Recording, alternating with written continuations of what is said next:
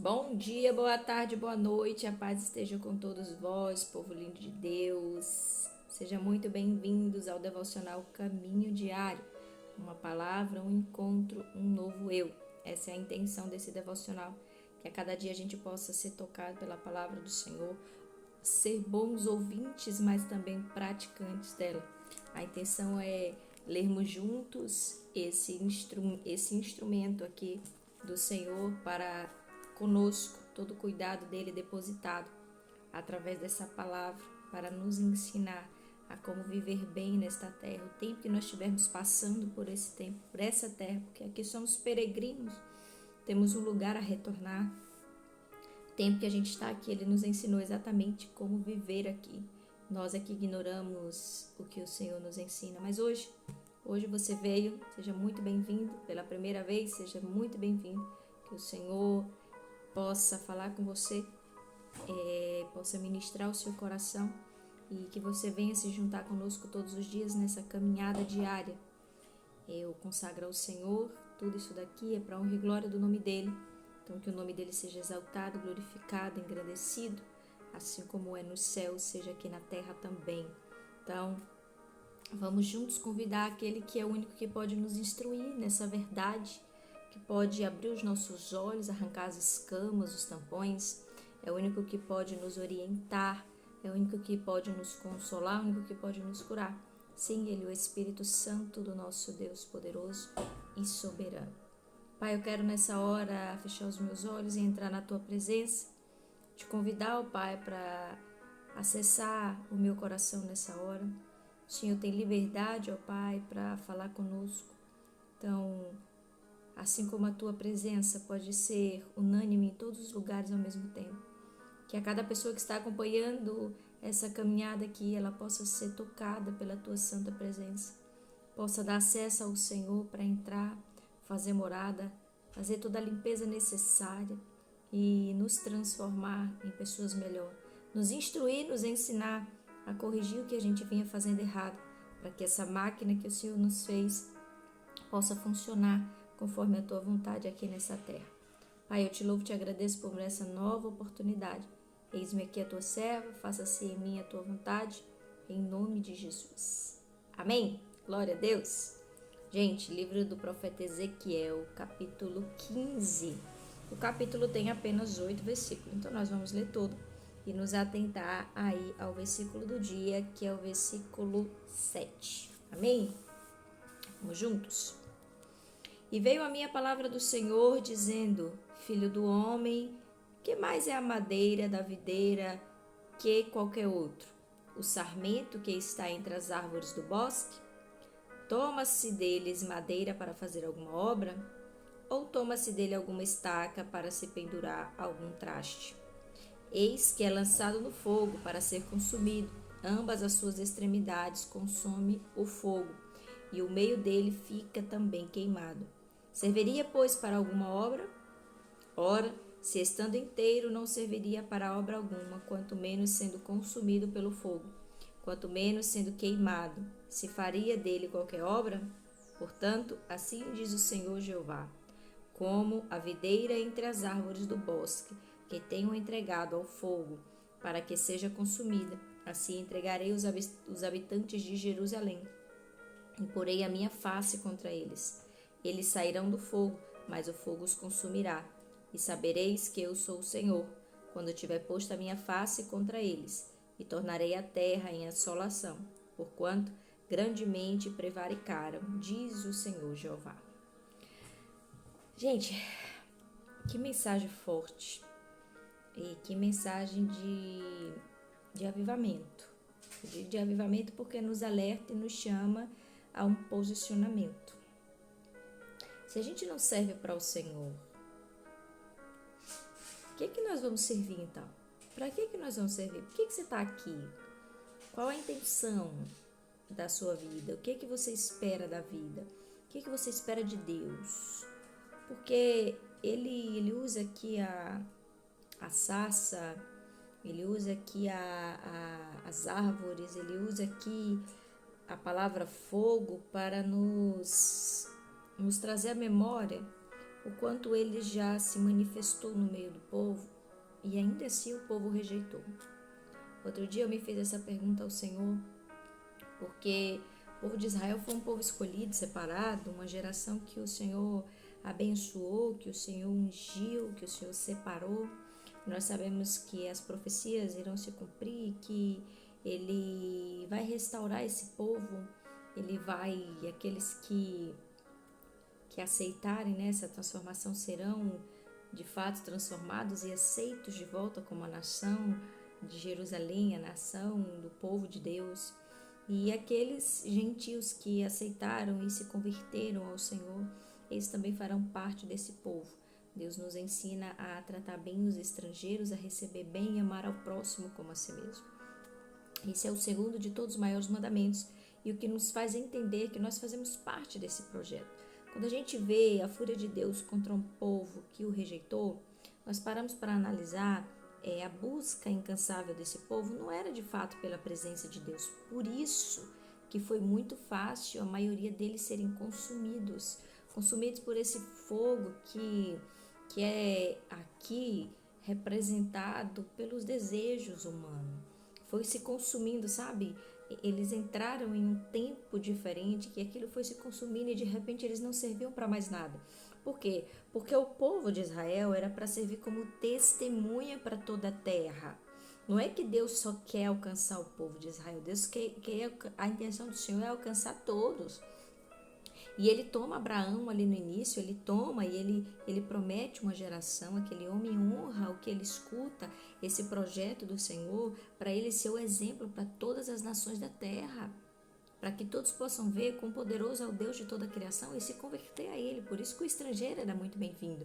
Então todos aqueles que encontrarem esse povo, eles pudessem retornar para o Pai, retornar para a essência do Evangelho, assim como Abraão, quando ouviu a voz do Senhor, veio. Abraão era um estrangeiro, se tornou um servo, um filho de Deus. Então, a intenção do Senhor é alcançar todos. Só que esse povo teve de tudo. Então, qual era o bom testemunho que eles iam dar? Viver numa terra que o Senhor abençoou, uma terra que mana leite e mel, uma terra que o Senhor deu poder para eles ganhar. O Senhor manifestou tanta autoridade, derramou maná dos céus, alimentou eles, não deixou faltar as vestes, não deixou faltar água. O Senhor deu livramento de morte, o Senhor gerou reis como eles queriam, bons reis, mas o Senhor foi permitindo e percebendo que o povo nunca estava satisfeito.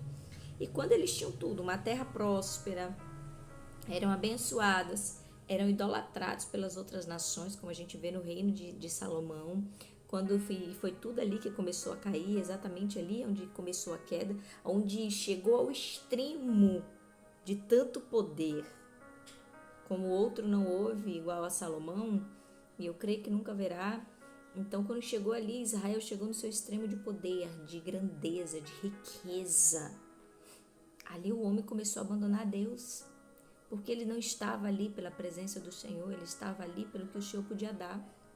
E quando pareceu ao homem, assim pareceu a Salomão, que não era de Deus que ele dependia, as coisas começaram a desandar. Deus percebe que o coração do homem continua corrupto. Deus já sabia disso, na verdade, né? Sempre soube. Mas eu acho que Deus ele sempre quer que a gente caia em si, que a gente sirva, que a gente preste para alguma coisa, né?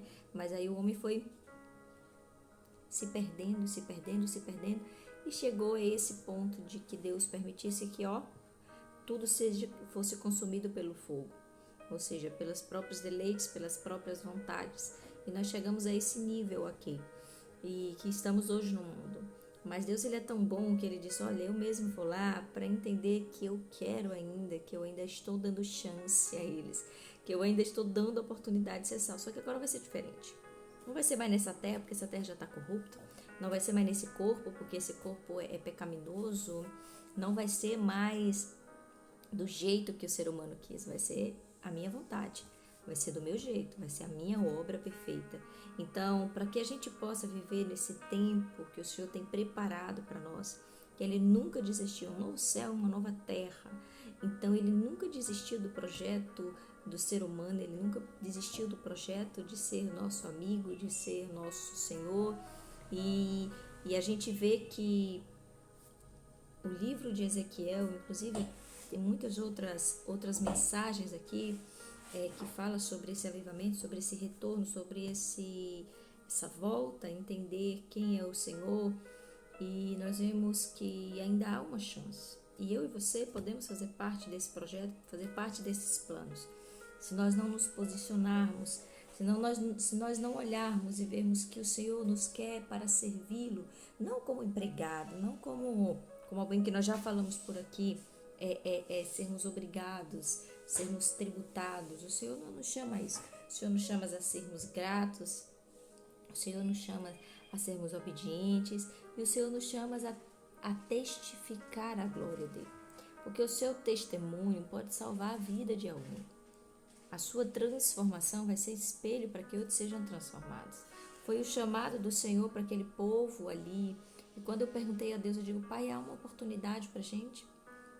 Por que o mundo fala que o Senhor é de um jeito e agora o Senhor se faz de outro? E idolatram somente a pessoa de Jesus, achando que é uma única pessoa, uma pessoa diferente do Deus Criador, sendo que o Senhor é o mesmo nas três pessoas, Pai, Filho e Espírito Santo. E eu, nessa conversa com o Senhor, eu tive a resposta magnífica do Senhor. Então, nesse tempo aqui, nesse mundo aqui, Deus nos permitiu a gente viver sobre os nossos desejos, a nossa vontade. Então, quem quis tem buscado. Você vê que o ímpio, ele conquista muitas coisas nesse mundo, se sente superior, se sente grande, e muitas vezes que quem crê em Deus fica se questionando se Deus nos abandonou, se Deus não é poderoso, que o ímpio tá crescendo e o servo tá ficando para trás. Mas não é isso que o Senhor está mais preocupado, sabe? O Senhor tentou um dia mostrar a grandeza dele através dos bens, através do crescimento do homem. Fez isso com Abraão, Isaac, Jacó, e seus descendentes tornaram o mundo desse jeito. Abandonaram a presença do Senhor e nós estamos vendo aí o resultado de tudo isso. Então hoje, quem quiser viver na Terra Santa, quem quiser ter paz, quem quiser viver na abundância, ter uma vida eterna, ser alegre, ser feliz, não vai ter isso do Senhor só por aquilo, não vai ter isso porque deseja a face do Senhor, a presença do Senhor. E essa é a vinda de Jesus representa. Diferente de um Deus que as pessoas buscavam pelo que Ele podia dar, hoje as pessoas têm que buscar por quem Ele é. Então você quer ser salvo? Busque Senhor por quem Ele é. E aí a graça dele vai nos alcançar. Se nós buscarmos no que Ele pode nos dar, nós só estamos acumulando tesouros para este mundo e esse mundo vai acabar. Tudo isso aqui vai ser passageiro, tudo isso aqui está chegando no seu fim. Mas quando a gente busca o Senhor por quem Ele é, porque desejamos a presença dEle, nós desejamos estar à mesa com Ele, aí as coisas se tornam diferentes. É por isso que a nossa fé nos salva. Jesus sempre diz, a tua fé te salvou, a tua fé te curou. Por quê? Porque está buscando a face do Senhor, não somente as bênçãos que Ele pode dar. Quando as pessoas se aproximam de um rei, elas vão buscando, querendo que aquele rei dê a elas autoridade, dê a elas visibilidade. Quando as pessoas hoje se aproximam de um famoso, elas não estão ali pelo trabalho, pela obra dele. Nossa, eu amo a sua obra, eu gosto do que você faz. Não, estão ali pelo status. Primeira coisa que eles querem é tirar uma foto para postar, para mostrar para as pessoas, ó, eu estive com fulano, olha aqui, gente, eu estava com fulano, ele é famoso. Eu estava ali, diga se não é.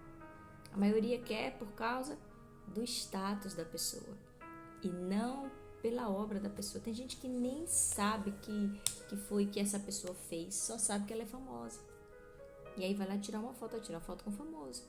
E é isso que Deus quer separar hoje em nosso meio. Esse negócio de buscar a Deus pelo que Ele pode dar, pelo status, de dizer, hoje as pessoas são, eu sou cristã, eu sou cristã, eu sou cristã. Parece que virou uma moda. Isso tá incomodando a igreja de Cristo. Porque nós não somos um status, nós somos resistência, nós somos renúncia, nós somos busca. Nós estamos aqui para sofrer por Cristo, se preciso for, e não para mostrar que nós somos cristãos. Ah, eu sou um cristão. Eu vi uma pessoa dizer que não vou entrar nesse aspecto aqui, porque levaria horas aqui falando e é melhor não falar. Tenho orado para Deus refrear a minha língua e Ele tem feito. Então, chegará o tempo da gente ter essa conversa, essa discussão, essa troca de entendimento. E eu sei que cada um tem uma opinião, cada um tem a sua forma de ver e ir pela tua fé. Mas o que eu quero dizer hoje aqui, a mensagem é: não busque a Deus pelo que Ele pode te dar. Se você chegou aqui buscando a Deus porque você quer cura, buscando a Deus porque você quer que Ele conserte o seu casamento, buscando a Deus porque você quer que Ele traga paz ao seu lar, buscando a Deus porque você quer uma solução financeira. Se você veio aqui, você está fazendo a mesma busca que o povo de Israel fez e foi rejeitado pelo Senhor. Por quê? Porque Deus deu tudo a eles e eles jogaram fora. Eles jogaram fora. Sabe por quê? Porque não entenderam a presença que eles carregavam, o que a vida deles representava. Se você entender o que a sua cura representa para o reino espiritual, você vai receber cura. Se você entender o que o seu casamento, a sua família representa para o reino de Deus, você vai ter uma família restaurada. Se você entender o que o seu testemunho significa para Deus, o que a sua vida completa significa para Deus, a partir de hoje você vai querer ter uma vida diferente. Porque você está entendendo quem é Deus e o que o seu testemunho faz pelo próximo. Essa é a obra que o Senhor espera de nós. Não apenas querer Ele pelo que Ele pode dar e está tudo bem. Continuar dando um péssimo testemunho, fazendo tudo errado. E aquilo que Ele deu, o vento vai lá e leva de volta. Que Deus me deu, Deus tomou, bendito seja o nome dEle por isso. Nós temos vendo aqui dia após dia, Deus nos corrigindo em cada aspecto, em cada palavra. Mas a gente precisa se posicionar, não só ouvir, mas praticar. Amém? Então, tome essa atitude hoje, de ser alguém que busca o Senhor porque quer salvação, porque quer voltar para casa, porque entende que aqui é passageiro e que se a gente gastar toda a nossa energia pelas coisas daqui, nós vamos morrer sem cumprir uma missão. Do que vamos servir de obra para o Senhor? Mas quando você deseja a presença dEle, sabe o que o salmista diz? O Senhor é o meu pastor e nada me faltará. Por quê? Porque ele entendeu quem é a presença. Sabe por quê? Davi governou 40 anos em abundância, vencendo tudo que ele tinha que vencer. Pecou, esqueceu por um tempo a face do Senhor, pagou por isso, mas pôde se redimir, voltou ao Senhor e morreu na glória.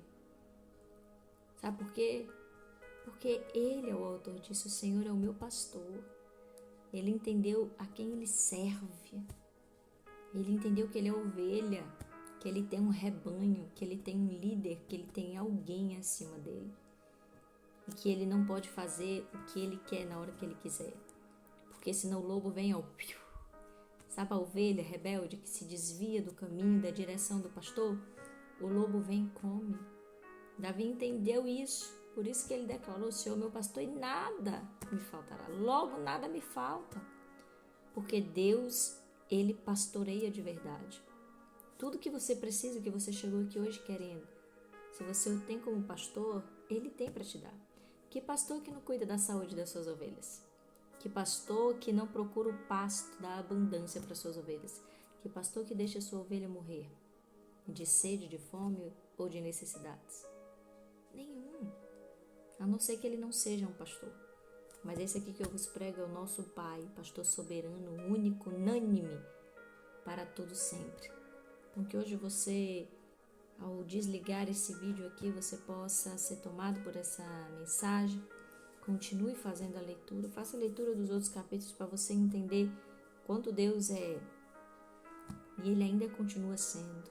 Amém? Então que você separe um tempo de oração para Ele, dizime o seu tempo ao Senhor, converse com Ele, fale com Ele, deixe Ele te direcionar, deixe Ele te instruir, não deixe Ele consumir, mas ao contrário, te instruir. Aleluia? Então fica com Deus, compartilhe esse vídeo, abençoe a vida de alguém e eu espero você aqui amanhã, como sem falta, em nome de Jesus. Tchau, tchau.